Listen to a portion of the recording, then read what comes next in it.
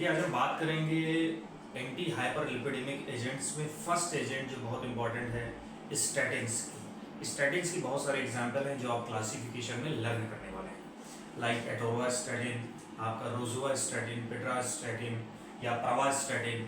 तो ये बहुत सारे स्टैटिन्स कैटेगरी के एग्जांपल है जो आपको क्लासिफिकेशन में लर्न करना होगा। अब बहरहाल बात रही इनकी मैकेनिज्म ऑफ एक्शन की कि स्टैटिन्स किस तरीके से लिपिड के लेवल को बेसिकली कम करते हैं। और लिपिड्स को हमने पढ़ा था कि लिपिड्स जिस फॉर्मेट में अवेलेबल होती है दैट इज लाइपोप्रोटीन, तो किस लाइपोप्रोटीन को स्टैटिन बेसिकली कम करती है। तो सबसे पहले हम देखते हैं कि देखिए हमारे जो लिवर में नॉर्मल हमने बेसिक लेक्चर जरूर दे रखा है। मैं रिक्वेस्ट करूंगा कि आप लोग बेसिक लेक्चर का जो वीडियो सेशन है वो जरूर देखें। तो बेसिकली जो लिवर में आपका जो कोलेस्ट्रॉल की सिंथेसिस होती है, वो उस कोलेस्ट्रॉल की सिंथेसिस का हम अगर एक जनरल एक स्ट्रक्चर देखें, स्टेप्स देखें, तो सबसे पहले acetyl coenzyme A, acetyl coenzyme A convert into the three hydroxy three methyl glutaryl coenzyme A which is HMG coenzyme A. Means acetyl coenzyme A किसमें कन्वर्ट हुआ? HMG coenzyme A. And HMG coenzyme A in the presence of HMG coenzyme A reductase converted into mevalonate, and mevalonate goes under the sequential enzymatic reactions। वो कई reactions होंगी यहाँ पे, and ultimately this ultimately result in the production of cholesterol। ultimately क्या produce होगा? Cholesterol. तो basically हमने क्या देखा कि ये जो पूरी प्रोसेस हो रही है ये आपके कहाँ हो रही है? Inside of the liver. क्यों हो रही है? क्योंकि आपको किसकी आपूर्ति करना है? वो है क्या? लिवर। ओ लिवर कह रहा हूं, कोलेस्ट्रॉल, राइट। तो अब बात आती है कि ये स्टैटिन्स क्या करते हैं। स्टैटिन्स बच्चों ये जो एंजाइम यहाँ पे है HMG कोएंजाइम ए रिडक्टेज, इस एंजाइम को स्टैटिन्स क्या करते हैं? इनहिबिट करते हैं। क्या करते हैं? इनहिबिटर्स होते हैं। मींस ये जो स्टैटिन्स हैं they inhibit the HMG coenzyme A reductase so that the HMG coenzyme A does not convert, ये कन्वर्ट नहीं होगा किसमें? मेवालोनेट में। और जब ये स्टेप नहीं होगा इट मींस अल्टीमेटली क्या लिवर में नहीं सिंथेसाइज होगा या फॉर्म होगा? कोलेस्ट्रॉल। और कोलेस्ट्रॉल का लिवर में जो लेवल है वो क्या होगा? डाउन।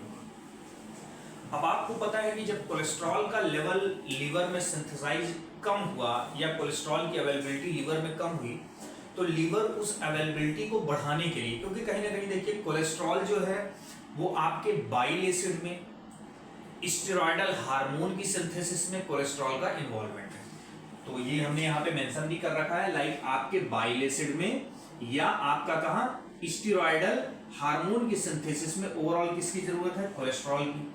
अब चूंकि HMG कोएंजाइम रिडक्टेज को इनहिबिट करके या कह लो आपने स्टैटिन्स को देके आपने यहां पे कोलेस्ट्रॉल के लेवल को कम कर लिया। यहां मींस कहां? लिवर में। ये पूरी रिएक्शन लिवर में हो रही है। तो अब जब लिवर में कोलेस्ट्रॉल का लेवल कम हुआ then the hepatocytes of the liver, ये हेपेटोसाइट्स जो है ये अप रेगुलेट करेंगी। किस चीज को अप रेगुलेट करेंगी? They will up regulate the receptor for the low density lipoprotein which is LDL receptor। means जैसे ही कोलेस्ट्रॉल का लेवल हेपेटोसाइट में कम होगा they will start up regulating the cholesterol LDL receptor on the surface of liver।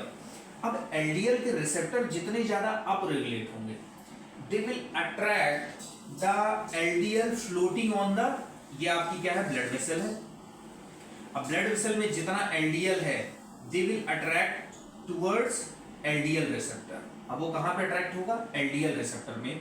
और LDL इस पे जाके bind होगा and then LDL का एंडोसाइटोसिस मैकेनिज्म के थ्रू क्या कर लिया जाएगा?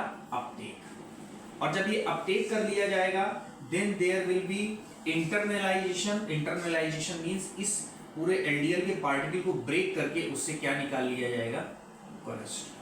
क्योंकि LDL में मेनली क्या होता है? कोलेस्ट्रॉल। तो ये जो कोलेस्ट्रॉल की कमी थी वो कोलेस्ट्रॉल की क्या होगी? लीवर में आपूर्ति होगी, इस तरह कोलेस्ट्रॉल वहां पे अवेलेबल होगा। तो देखिए इस पूरे ओवरऑल प्रोसेस में दो बातें निकल के आएंगी। एक बात तो ये कि डायरेक्ट जो एचएमजी कोएंजाइम रिडक्टेज इनहिबिटर का जो एक्शन था वो इस स्टेप पे था ताकि एचएमजी कोएंजाइम में ना कन्वर्ट हो मेवेलोनेट में और अल्टीमेटली कोलेस्ट्रॉल ना बने, नंबर 1। नंबर 2, जब कोलेस्ट्रॉल नहीं बना तो उसने अपरेगुलेट किया एलडीएल को, जिससे कि ब्लड में प्रेजेंट एलडीएल भी क्या हुआ, इससे अट्रैक्ट होकर एंडोसाइटोसिस हुआ, ब्रेकडाउन हुआ और कोलेस्ट्रॉल को उसने यहाँ पे वो जो अवेलेबिलिटी कम थी उसको फुलफिल किया। मींस एलडीएल के लेवल को भी इनडायरेक्टली ब्लड में स्टैटिन्स ने क्या कर दिया, डाउन कर दिया। और एलडीएल का लेवल बहुत ही डेंजरस होता है, दैट में leads to the atherosclerosis and the cardiovascular complications. तो जब ये चीजें हुई तो आपका ब्लड में एलडीएल का लेवल कंट्रोल हुआ, राइट। इस तरीके से ये जो स्टैटिन्स होते हैं ये हाइपोलिपिडेमिक्स होती हैं, लिपिड के लेवल को, लाइपोप्रोटीन्स बेसिकली एलडीएल के लेवल को क्या करती हैं, कम करती हैं इन द वेस्कुलर कंपार्टमेंट। तो ये इसकी पूरी मैकेनिज्म ऑफ एक्शन हुई। अब बात करते हैं, देखिए अगर हम फार्माकोकाइनेटिक की बात करें तो जितनी स्टैटिन्स होती हैं वो सारी की सारी स्टैटिन्स फूड के साथ अच्छे से एब्जॉर्ब होती है, एक्सेप्ट एक स्टैटिन जो कि आपके कई बार जीपैट एग्जामिनेशन में पूछा जा सकता है कि all the statins can be advised through the oral route because they have absorption, they have good absorption, उनका अच्छे से एब्जॉर्प्शन होता है in the GIT tract, except किसके, प्रवास्टैटिन, किसके, प्रवास्टैटिन। तो आपको नाम ये लर्न करना है, प्रवास्टैटिन ऐसा स्टैटिन है जो कि अच्छे से एब्जॉर्ब नहीं होता।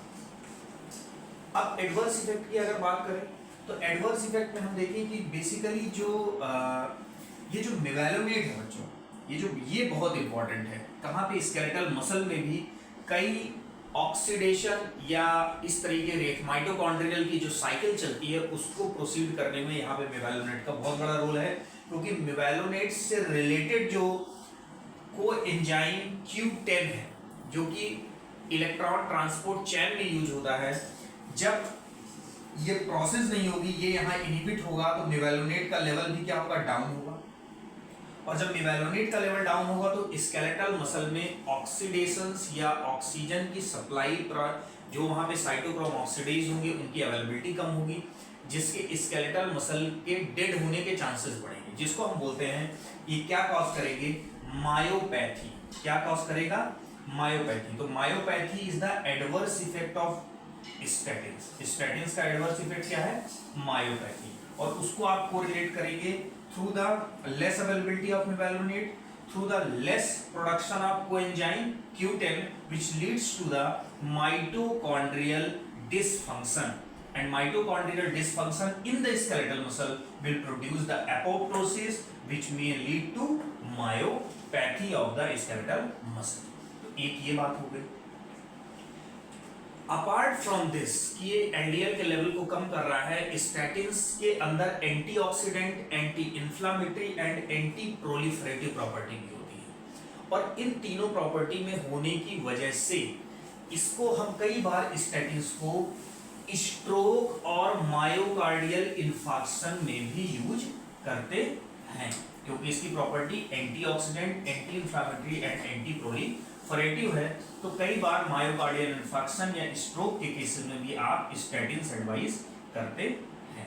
तो ये आपका पूरा ओवरऑल स्टैटिन्स का मैकेनिज्म ऑफ एक्शन, उसकी फार्माकोकाइनेटिक एंड एडवर्स इफेक्ट था। तो आई होप कि आपकी अंडरस्टैंडिंग बन पाई होगी।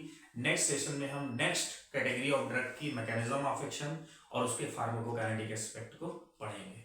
So thank you very much.